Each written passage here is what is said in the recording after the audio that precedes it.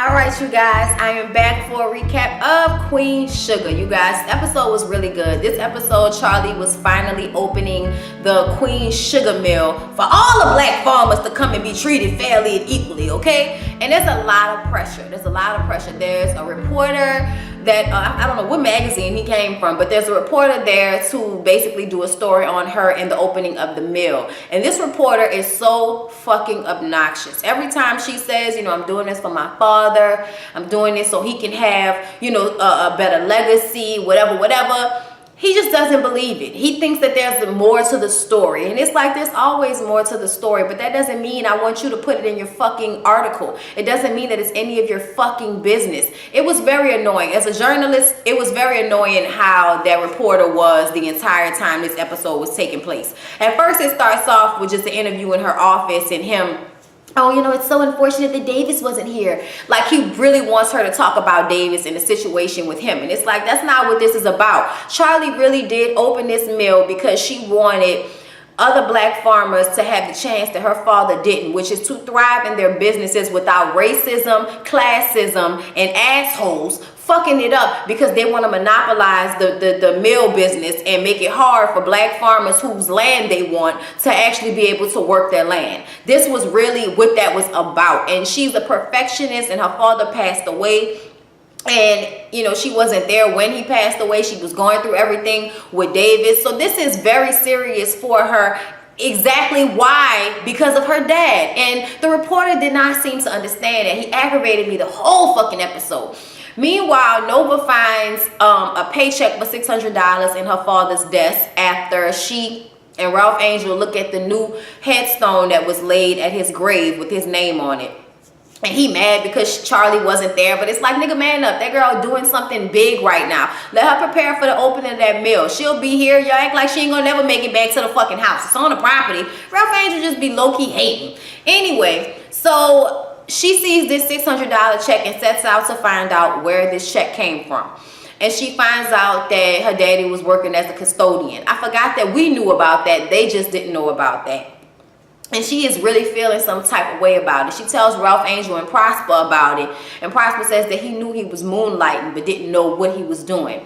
And it's a disgrace to them to have him not be a farmer, to have him not do what he always wanted to do, cleaning up after other folks. And doing it all for Ralph Angel, because inside his little locker was a picture of Blue. And he was holding that job down so he can help take care of Blue while Ralph Angel was in jail and out here doing God knows what. Speaking of Ralph Angel being out here doing God knows what, y'all remember he robbed a convenience store last season and got away with it. Well, he just so happens to walk into another convenience store with the same girl behind the counter, and she notices him and says how she lost her job because of him. And I'm like, bitch, you're working at another convenience store. Calm down, okay? Calm the fuck down. And that's so unrealistic. Nobody would really do that. Like, because you be scared they might come back and kill your ass. You will get killed in New Orleans. So nobody's going to be like, I remember you robbed the last store I worked at. I couldn't get another job until now that I'm working at another convenience store. Bitch, shut the fuck up. Okay, that made me so mad. That was just a moment where you realize that Ralph Angel, even though he is making so many steps forward, the shit can all be taken away like that if somebody decides to come knocking on the door about that fucking robbery. Y'all know Darla has been working as an assistant for Charlie, and she's doing a really great job, okay? And she spilled some coffee on her shirt, and so, Charlie tells her, girl, please go get something out of my closet and, find something to wear. They go through the mill, they open the mill. Everybody's there. It's a really great occasion. They put the sugar cane in the little machine, the mill machine, as the first time. Ralph Angel goes up there, puts the sugar in there. Some of the black farmers come and put the sugar cane in there. And so we're just waiting for the sugar to come out, and everybody's partying and having a good time. And Ralph Angel walks up to Darla and says, you working for her? Now you gotta be looking like her. I'm like, if that ain't some New Orleans nigga shit, shut your ass up. Ralph Angel, she was like, Ralph Angel, I spilled something on my shirt. Okay, I had to put something on. And he was like, you do look good though. I'm like, definitely a New Orleans nigga type thing. This alarm starts to go off, right? And everybody's like, what the fuck is going on? Bam, bam, bam, bam. So So they run to the back where the sugar is supposed to be coming out, and apparently there's just some blockage. It happens, okay? And Charlie completely flips the fuck out and starts to try to get the block out herself instead of letting the workers who are there do it. Remy's like, come on, you can let them do it. It's okay, calm down. That reporter is lurking. Darla is on the job and tells him this is a private area, get your ass from back here, but it's too late, he already sees it. Before it even started, he was questioning Remy and Charlie about their relationship. And it's like, what the fuck is the deal? Is this a tabloid? Is this a blog, or is this a fucking article? As a journalist, the biggest story to me is the fact that she's the first black woman to put together a cane plantation mill. That is the bigger story than, oh, you in your feelings because your husband cheated on you. I'm sorry, but that's not the bigger story. So this was really fucking aggravating to me to watch. And she has this breakdown, and Nova takes her to the side, because y'all know Nova is always the one that's going to put the arms around you, okay, and calm your ass down.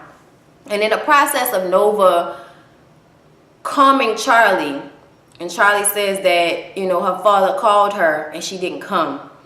And then he died, you know, and this promise she made was after he passed away. So she's feeling bad about that. Well, Nova said, I can't even remember the last time I talked to Daddy. And then you see Charlie hold Nova's hands, and it was just like this transference of comfort. And then you just see them looking at each other, and it was just, y'all, it was a great moment. Like, this television show does some really great shit.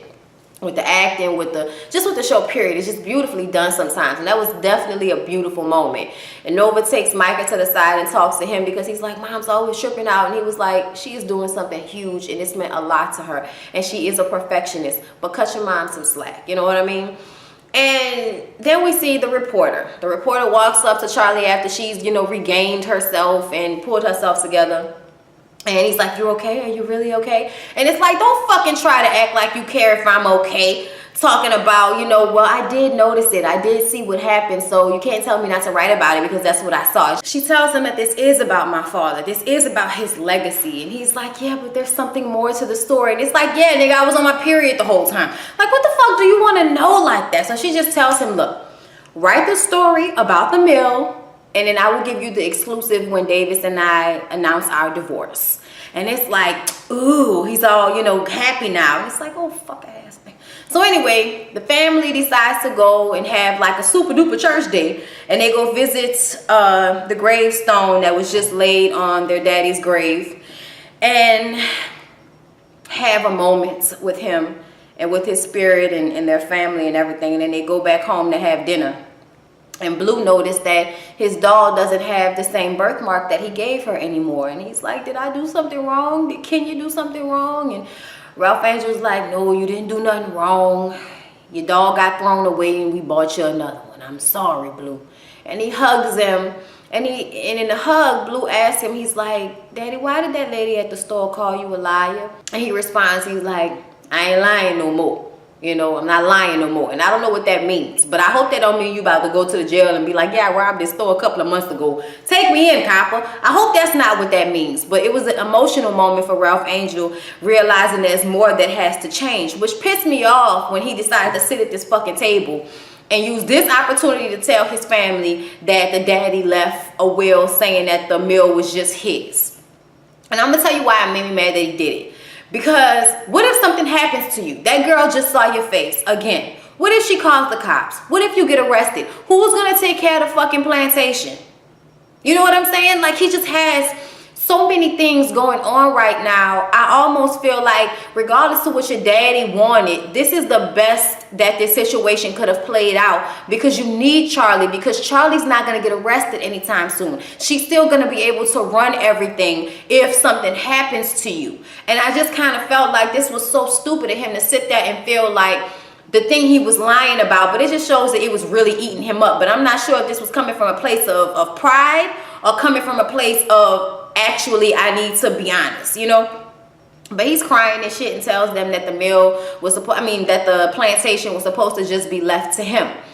And Nova gets mad and Charlie gets mad, and Charlie automatically is like, so you use me? And Darla's like, that is not what he was doing. That is not fair. And I'm like, girl, you better take up for your man. But Hollywood was like, girl, It's best for us to stay out of this. And it's true. Stay out of it. This ain't for y'all. Okay, the four of them can talk this out. Between I'm Vi, Charlie and Nova, and Ralph Angel, we do not need no input from Darla. Be quiet. Nova says, you know, Daddy was cleaning up behind people, washing floors and shit, working as a janitor so that he can take care of your son. Did all of that for you. And you come out and tell us that he only left the meals to you. It seems selfish to them, I think. And I didn't feel that way. I didn't feel that that's what Ralph Angel was trying to do. After, you know, the scene had taken place, I just kind of felt like he was trying to be honest. I didn't like Charlie's I'm being used for my money shit, because it's like, bitch, what are you talking about? You know, you uprooted your family. It was an easy thing for you to do because of what had already happened to you. If it wasn't for the mill, if it wasn't for the plantation, you probably would have gone fucking crazy trying to keep control of that fucked up ass marriage of yours. This gave you something else to do, to take your energy and put it somewhere else so that you wouldn't feel the brunt of all of that pain. Because I'm sure if she was just sitting at home in her everyday life having to deal with what happened between her and Davis, they might still be together. There might still be trust issues. There might still be anger. But her coming out and having to create something of her own in this way, I felt was a therapeutic situation for Charlie. And it brought that family together. It really was the best thing that could have happened, even though it seems that they don't see it that way. And Nova gets up and storms off and she's about to leave. And Aunt Vi is like, sit your ass down. Ain't nobody leaving until we rectify the situation. Nobody's going anywhere. We got to deal with this mess. And I'm like, thank you, Aunt Vi. Snap up, Aunt Vi. Snap up. That was everything that happened on Queen Sugar. Hope y'all enjoyed the review. Please don't forget to like, comment, and subscribe to the channel. And I'll see you guys in the next one. Peace out.